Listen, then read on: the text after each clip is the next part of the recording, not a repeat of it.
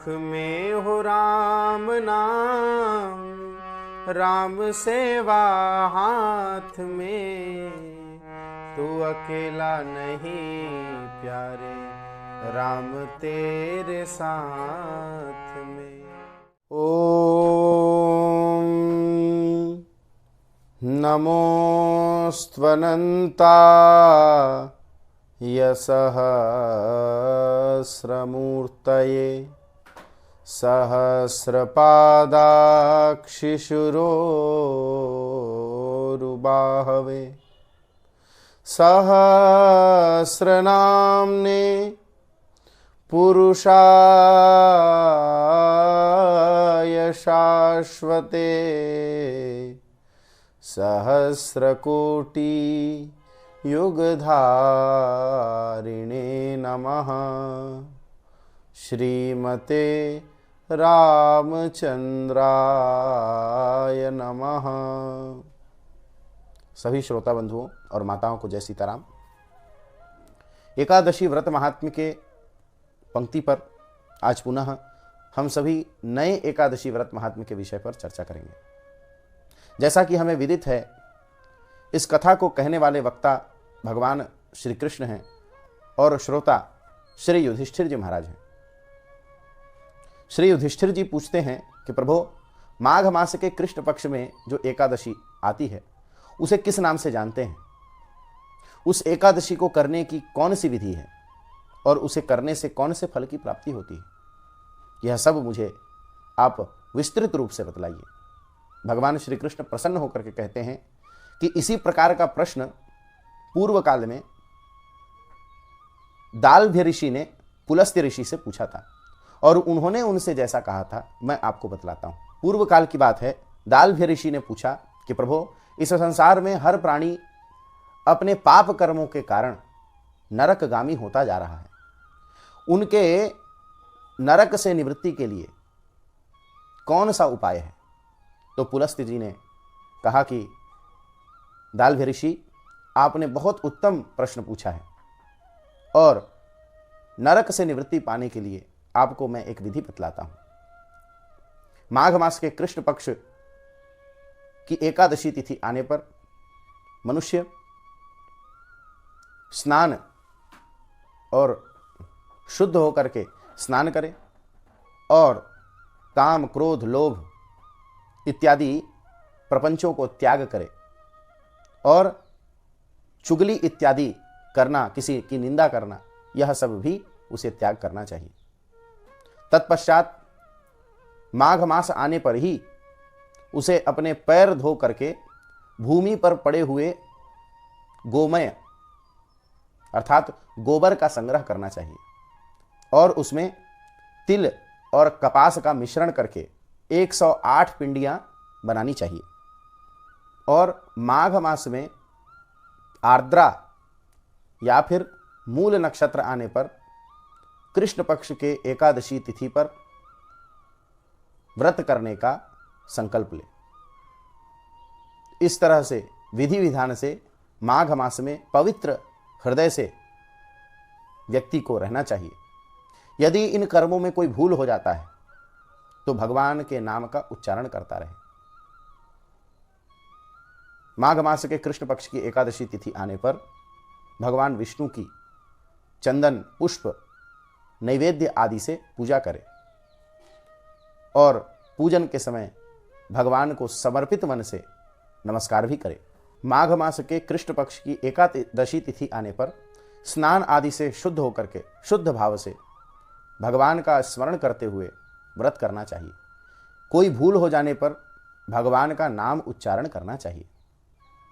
इस दिन शंख, चक्र, गदा, पद्म धारण करने वाले भगवान नारायण की स्तुति करनी चाहिए।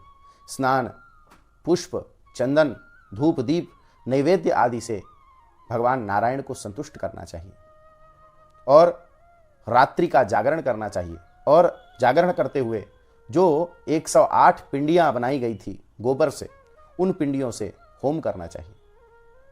इस दिन भगवान का नामोच्चारण करने से मनुष्य को बहुत से पुण्यों की प्राप्ति होती है तथा भगवान की भक्ति प्राप्त होती है। आगे पुलस्त्य जी कहते हैं कि इस दिन विशेष रूप से भगवान को कुम्हड़े, नारियल अथवा बिजौरे के फल से पूजन करके अर्घ्य प्रदान करना चाहिए। यदि यह सब सामग्री उपलब्ध ना हो तो 100 सुपारियों से भी भगवान को अर्घ्य प्रदान किया जा सकता है। अर्घ्य प्रदान करने का मंत्र इस प्रकार है: कृष्ण कृष्ण कृपालुस्त्वं अगतीनां गतिर्भव संसारार्णवमग्नानां प्रसीद पुरुषोत्तम। नमस्ते पुंडरीकाक्ष नमस्ते विश्वभावन सुब्रह्मण्य नमस्तेस्तु महापुरुष पूर्वज। गृहाणार्घ्यं मया दत्तं लक्ष्म्या सह जगत्पते। हे सच्चिदानंद स्वरूप श्री कृष्ण, हम सभी आपके दास हैं और हे पुरुषोत्तम, हम इस संसार में डूब रहे हैं, आप हमें उबारिए। हे कमल नयन, हम आपको नमस्कार करते हैं। तथा हे सुब्रह्मण्य, हे महापुरुष, हे सबके पूर्वज, आपको नमस्कार करते हैं। तथा आप लक्ष्मी के साथ मेरे द्वारा दिया गया यह अर्घ्य स्वीकार करें। इस प्रकार से भगवान की प्रार्थना करनी चाहिए। अर्घ्य प्रदान करने के पश्चात मनुष्य को चाहिए कि ब्राह्मण को बुला करके जल से भरे हुए घड़े का दान करें और यथाशक्ति जूता, छत्र, इन सब का भी दान करना चाहिए। अधिक पुण्यों की कामना हो तो तिल से भरे हुए घड़े का भी दान करना चाहिए। कहा जाता है कि उस दान किए हुए तिल को यदि कोई बो दे तो उसमें जितनी शाखाएं निकलेंगी उतने 1000 वर्षों तक मनुष्य को स्वर्ग की प्राप्ति होती है। दान करते समय ऐसा भाव हो कि हे श्री कृष्ण, आप जहां से भी हमें देख रहे हो तो इस दान का फल यह होना चाहिए कि आपकी कृपा हमें प्राप्त हो, आपका दर्शन हमें प्राप्त हो, आपकी भक्ति हमें प्राप्त हो। इस प्रकार का भाव रखते हुए ब्राह्मण को दान करना चाहिए। इस दिन मनुष्य को तिल के 6 उपयोग अवश्य करने चाहिए। वह कौन कौन से हैं? तिलस्नायी, तिलद्वंती, तिलहोमी, तिलोदकी, तिलदाता च भोक्ता च षट्तिला पापनाशिनी। तिलस्नायी अर्थात तिल से स्नान करें और तिल का उबटन लगा करके अपने शरीर को शुद्ध करें। तत्पश्चात तिल होमी, तिल से उस दिन होम करना चाहिए और तिल का दान करना चाहिए और तिल से मिला हुआ जल का पान करना चाहिए और तिल को अपने भोजन में किसी भी प्रकार से मिला करके भोजन ग्रहण करना चाहिए। इसी कारण से इसे षट्तिला एकादशी कहते हैं। इस दिन षट्तिला एकादशी का कोई भी व्यक्ति व्रत करता है उसके सभी पाप नष्ट होते हैं, ऐसा भगवान जनार्दन का वचन है। इसलिए सभी कार्यों को छोड़ करके इस दिन अवश्य मनुष्य को भगवान की भक्ति करते हुए नामोच्चारण पूर्वक रात्रि का जागरण करते हुए षट्तिला एकादशी व्रत को करना चाहिए और अपने पापों का नाश करना चाहिए। इसी निवेदन के साथ मैं अपनी वाणी को विश्राम देता हूँ। जय सिया राम। हरि का भजन करो, हरि है हमारा।